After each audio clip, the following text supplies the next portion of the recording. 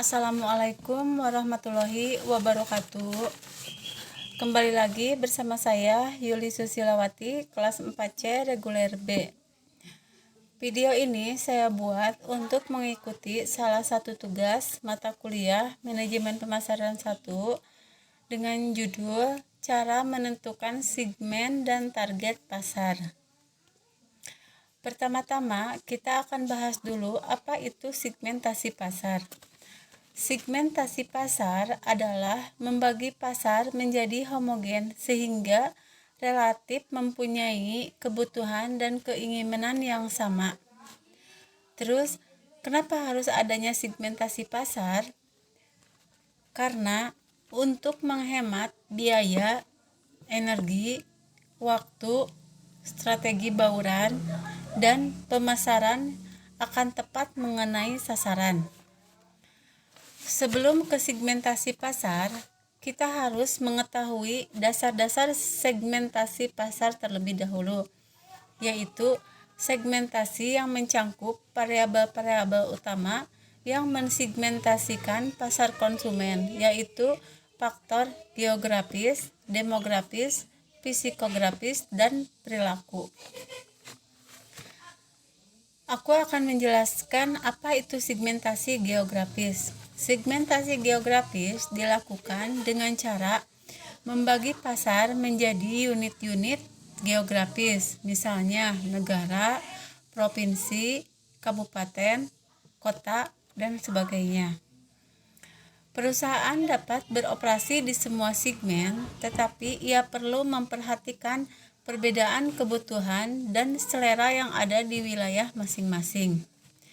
Sedangkan segmentasi demografis dilakukan dengan memisahkan pasar ke dalam kelompok-kelompok yang didasarkan pada variabel demografis seperti umur, jenis kelamin, pendidikan, agama, dan pekerjaan, di mana ini merupakan pasar yang sering digunakan pada waktu pengkelompokan konsumen.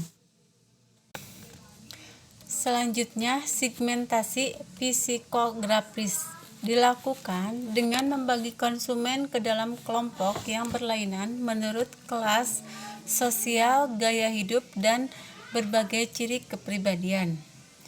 Dan yang terakhir, segmentasi perilaku merupakan variabel utama dalam segmentasi pasar. Segmentasi perilaku dilakukan dengan membagi pasar menjadi beberapa kelompok menurut tingkat pengetahuan sikap, penggunaan, dan tanggapan terhadap produk. Selanjutnya yaitu menentukan pasar sasaran. Cara menentukan pasar sasaran yaitu 1. Dapat diukur. Besar dan daya beli setiap segmen harus dapat diukur dengan tingkat tertentu. 2. Dapat dicapai. Seberapa jauh segmen dapat dicapai dan dilayani dengan efektif. 3. Besarnya.